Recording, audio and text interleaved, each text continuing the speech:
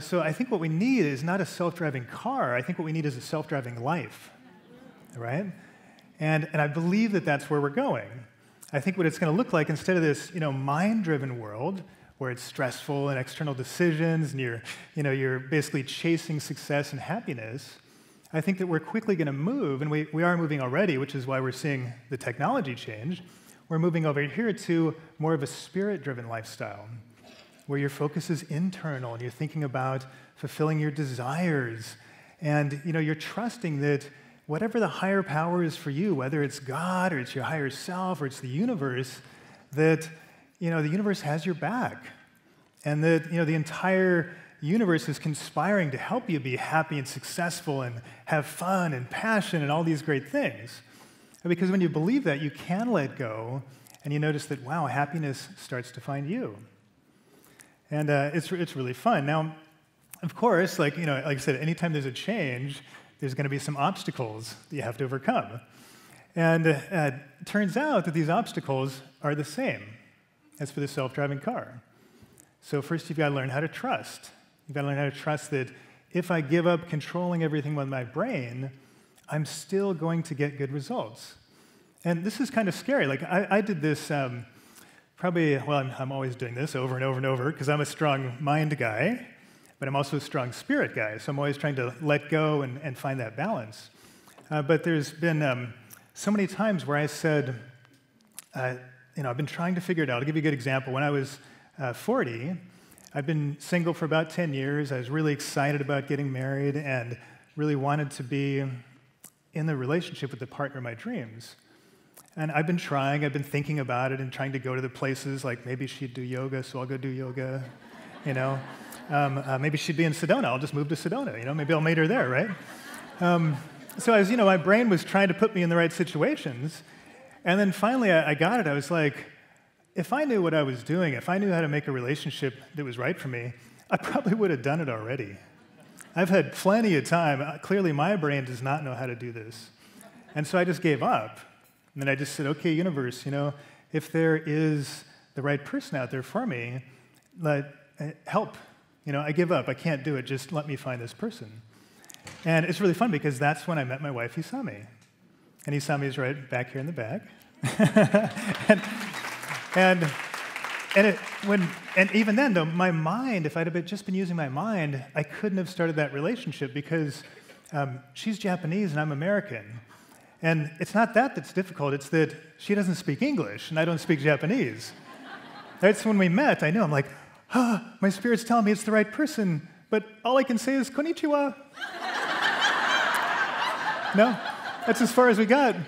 And she could say, hi, I'm Hisami, And so it takes a lot of trust to follow your spirit because, 8 months later we were married, and still we've been married 7 years. We still we aren't fluent in the same language yet.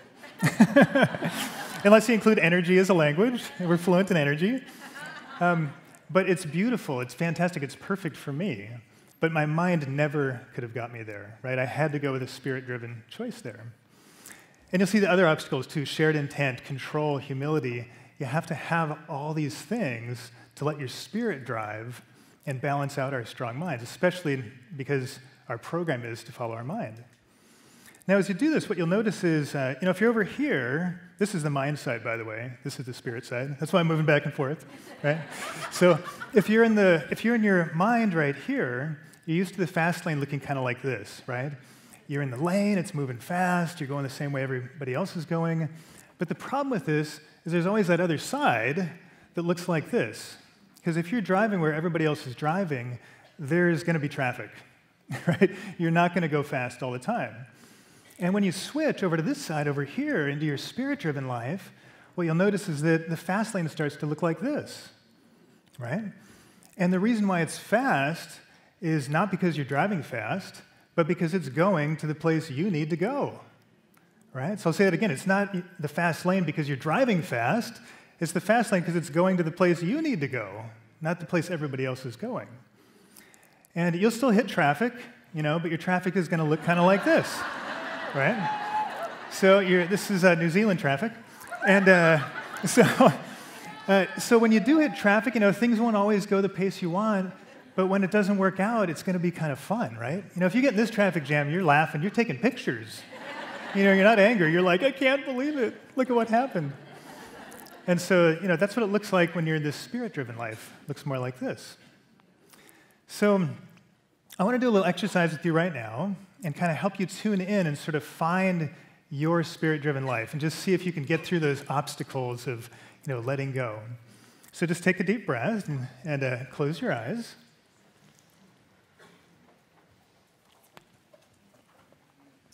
And you can just feel the chair underneath you and feel your feet on the floor. And just feel yourself being really powerful and really present in your body. You might feel yourself a little bit warm, it's nice and grounded.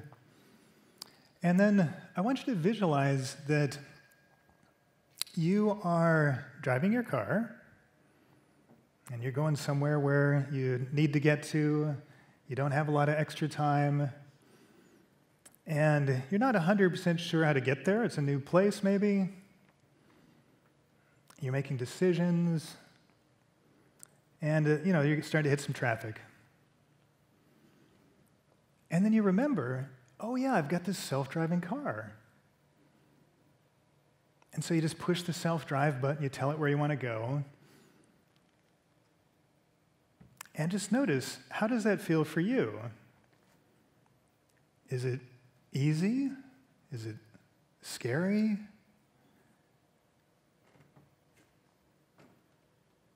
Can you let go of control? And then fast forward a little bit to where you're getting to your destination. And you're just a few minutes early. Maybe you had a nice nap on the way, if that's legal. And how do you feel now about that self-driving car? Okay, very good. Okay, now imagine that you're doing a little planning session for the next year. Could be the next 2 years, next 5 years. Something that's really important for you right now. Could be career, relationship, health, family. And think about all the decisions that you have to make, all the roads that you need to go down that you don't understand yet, and that it's really up to you. This is a high-stakes game. This is your life. If you make the wrong turn, you are the one that gets the results. And just notice, does that feel good or does that feel a little bit stressful? And now, just remember, oh yeah, I have this new spirit-driven life, this new self-driving life. And just kind of push that button and let your spirit, let your own guidance start to tell you where to go. And feel that powerful energy that the entire universe is conspiring to help you get to those goals, to be happy and healthy and have passion and purpose. And notice that you don't have to know all the answers, because your spirit does. And then see yourself in the future as imagine you're obtaining those goals. Maybe you're at a place you didn't even know was your goal. And just have a little smile looking back at how much easier it was that you let your spirit drive. All right, very good. Okay, and you just breathe and open your eyes again. So, I hope that gave you a little example of what it's like to be here, what it's like to be over here.